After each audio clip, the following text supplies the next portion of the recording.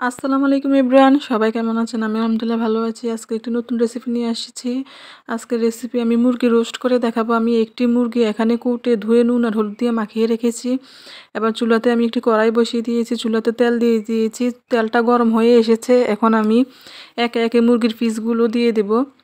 রুবিস recipe চ্যানেলটি সবাই subscribe করবেন, শেয়ার করবেন, কমেন্ট করবেন। অবশ্যই আপনারা কে কোথায় থেকে আমার ভিডিওটি দেখছেন কমেন্টে আমাকে জানাবেন।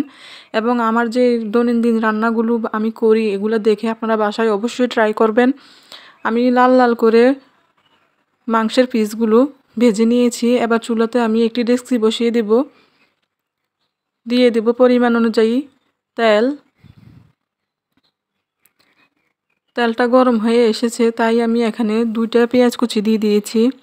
পেঁয়াজগুলোকে তেলের মধ্যে আমি ভাজবো কিছুক্ষণ আমি পেঁয়াজগুলোকে লাল লাল করে ভাজবো ভালো করে।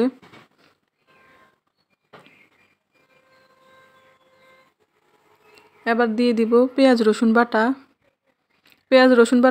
পেঁয়াজ কুচির সাথে ভালোভাবে অনেকক্ষণ আমাকে তেলে ভাজতে হবে। আমি ভেজেছি, আপনারা এই কাজটা করবেন বাসায়, তাতে রোস্টের স্বাদটা ভালো আসে।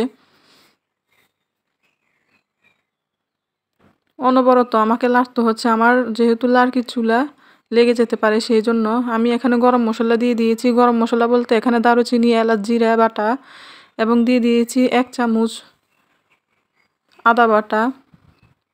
দিয়ে ভালোভাবে নেড়ে মশলাটা আমি ভালোভাবে নাড়াচাড়া দিব। এখন দিয়ে দিলাম মুরগির রোস্টের মশলা। এখানে 3 চামচ রোস্টের মশলা আমি ব্যবহার করেছি।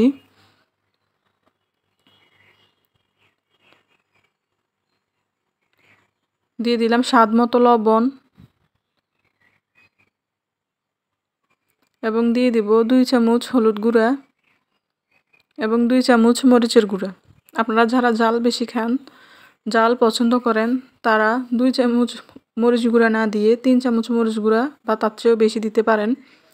যেহেতু আমাদের বাসায় মেহমান আসবে, সেই অনুযায়ী যাতে ঝালের পরিমাণটা আমি একটু কম দিয়েছি, যাতে সবাই বড় ছোট সবাই মিলেমিশে এই জিনিসটা খেতে পারে, যাতে কোনো অবজেকশন না থাকে। ভালোভাবে আমি মশলাটা কষাবো। এবার আমি এখানে 1 কাপ টক দই দিয়ে দিলাম। টক দইটা ভালোভাবে মশলার সাথে মেশাবো। অবশ্যই মশলাটাকে রোস্টের মশলাটা ভালোভাবে কষাতে হবে। মশলাটা যত কষবে মুরগিটা এত স্বাদ হবে, রোস্টটা এত ভালো হবে খেতে, দেখতেও ভালো লাগবে। এই যে প্রায় আমি 5 মিনিট কষিয়েছি মশলাটা, দেখুন আপনারা অনেকক্ষণ কষানো হয়েছে আমার। এবার আমি এখানে 2 মগ পানি দিয়ে দিলাম। এবার ভেজে রাখা যে মাংসগুলা ওগুলা দিয়ে দিলাম। এখানে নেড়ে চেড়ে আমি এগুলা ভালোভাবে মশলার সাথে মিক্স করে 10 মিনিট রান্না করব। অবশ্যই মিডিয়াম হিটে রান্না করতে হবে। এই যে আমার রান্না হচ্ছে। বাই দ্য ওয়ে, তেজপাতাগুলো কিন্তু মশলার সাথে কষানোর সময় দিতে হবে। আমার মনে ছিল না, তাই আমি পরে দিয়ে তেজপাতাগুলো দিলাম এবং দিয়ে দিলাম 2টা এলাচি। আপনারা চাইলে দারুচিনি এবং বাদাম বাটা দিতে পারেন, আমার হাতের কাছে নাই তাই আমি দেই নাই।